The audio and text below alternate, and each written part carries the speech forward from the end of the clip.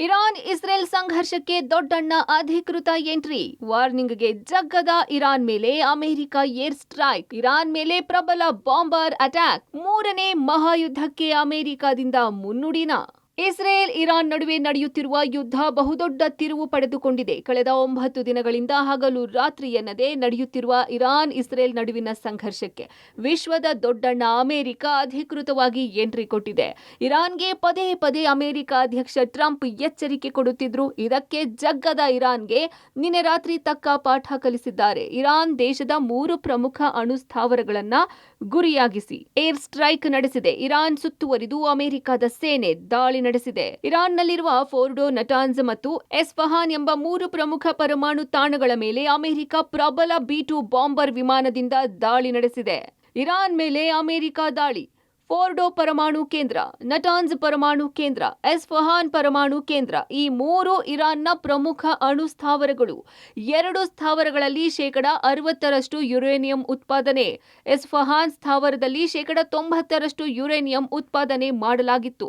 ಈ ಪ್ರಮುಖ ಪರಮಾಣು ಸ್ಥಾವರಗಳನ್ನು ಗುರಿಯಾಗಿಸಿ ಅಮೆರಿಕ ಪ್ರಬಲ ದಾಳಿ ನಡೆಸಿದೆ. ಫೋರ್ಡೋ ಮೇಲಿನ ದಾಳಿಗೆ 6 ಬಂಕರ್ ಬಸ್ಟರ್ ಬಾಂಬ್ ಬಳಕೆ ಮಾಡಲಾಗಿದೆ. ಇತರೆ ತಾಣಗಳ ಮೇಲೆ 30 ಟೊಮೊಹಾಕ್ ಕ್ಷಿಪಣಿ ಉಡಾಯಿಸಲಾಗಿದೆ.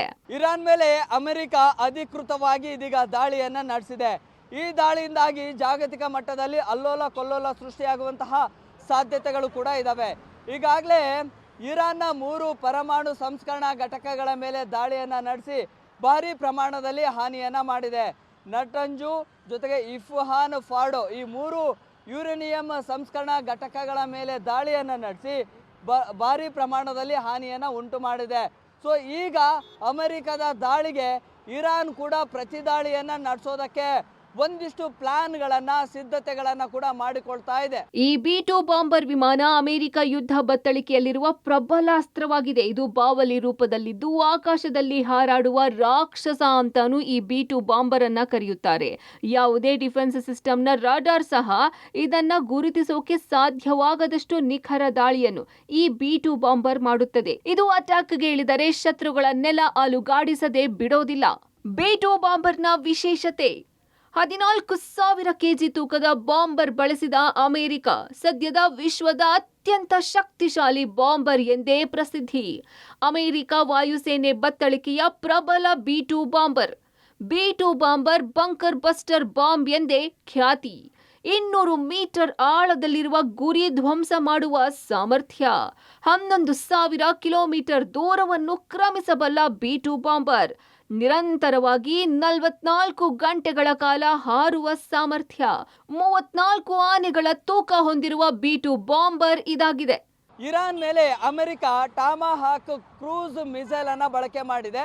ಅದರ ಜೊತೆಗೆ ಜಗತ್ತಿನ ಅತ್ಯಂತ ಶಕ್ತಿಶಾಲಿ ಬಾಂಬರ್ ಅಂತಾನೆ ಖ್ಯಾತಿ ಪಡೆದಿರುವಂತಹ B-2 ಬಾಂಬರ್ ಅನ್ನ ಬಳಕೆ ಮಾಡಿಕೊಂಡು ಇರಾನ್ನ ಯುರೇನಿಯಂ ಸಂಸ್ಕರಣಾ ಘಟಕಗಳ ಮೇಲೆ ಕೂಡ ದಾಳಿಯನ್ನು ನಡೆಸಿದೆ. ಈ ದಾಳಿಯಲ್ಲಿ 3 ಯುರೇನಿಯಂ ಸಂಸ್ಕರಣಾ ಘಟಕಗಳಿಗೆ ಭಾರಿ ಪ್ರಮಾಣದಲ್ಲಿ ಹಾನಿಯಾಗಿದೆ. ಈ ದಾಳಿಯಿಂದ ಹೆದರಿರುವಂತಹ ಇರಾನ್ ಒಂದು ರೀತಿಯಲ್ಲಿ ತನ್ನ ಯುರೇನಿಯಂ ಸಂಸ್ಕರಣಾ ಘಟಕಗಳನ್ನು ತಾತ್ಕಾಲಿಕವಾಗಿ ಬಂದ್ ಮಾಡಲಾಗಿದೆ. ಈ ದಾಳಿಗೆ ಪ್ರತಿದಾಳಿಯನ್ನ ಮಾಡೋದಕ್ಕೆ ಇದೀಗ ಇರಾನ್ ಕೂಡ ಅಮೆರಿಕದ ಮೇಲೆ ದಾಳಿ ನಡೆಸೋದಕ್ಕೆ ಒಂದಿಷ್ಟು ಸಿದ್ಧತೆಗಳನ್ನು ಕೂಡ ಮಾಡಿಕೊಳ್ತಾ ಇದೆ.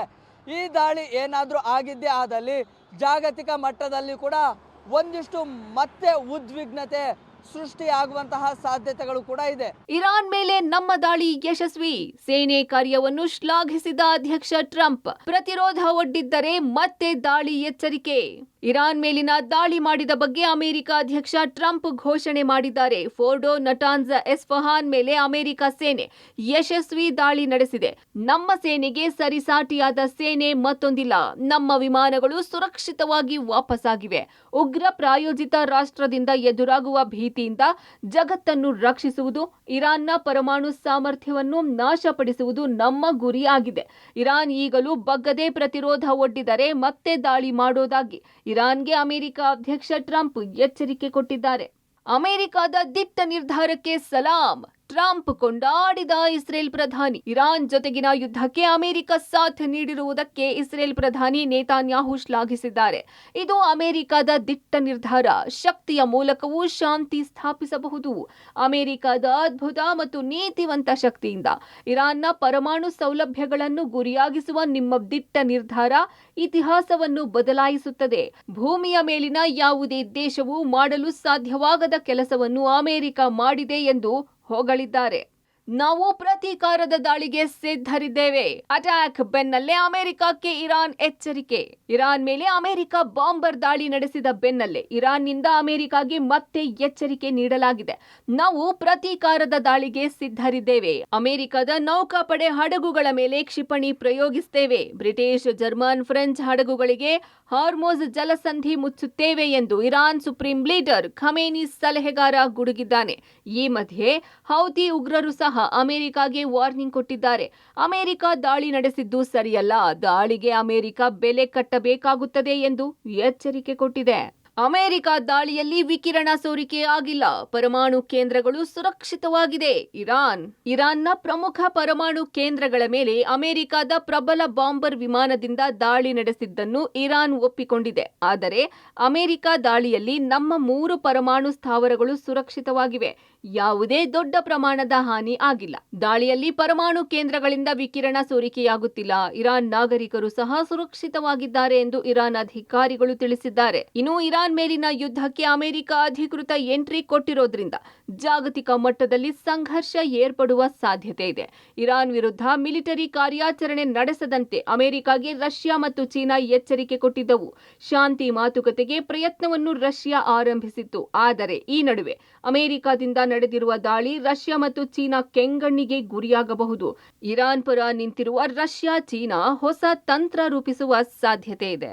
ಒಟ್ಟಾರೆ ಇರಾನ್ ಇಸ್ರೇಲ್ ನಡುವೆ ನಡೆಯುತ್ತಿದ್ದ ಸಂಘರ್ಷಕ್ಕೆ ಹೇಳಿದಂತೆ ಅಮೆರಿಕ ಎಂಟ್ರಿ ಕೊಟ್ಟಿದ್ದು, ಈ ಸಂಘರ್ಷ ಮತ್ತಷ್ಟು ಉಲ್ಬಣಗೊಳ್ಳುವುದು ಬಹುತೇಕ ನಿಶ್ಚಿತ. News desk, public TV.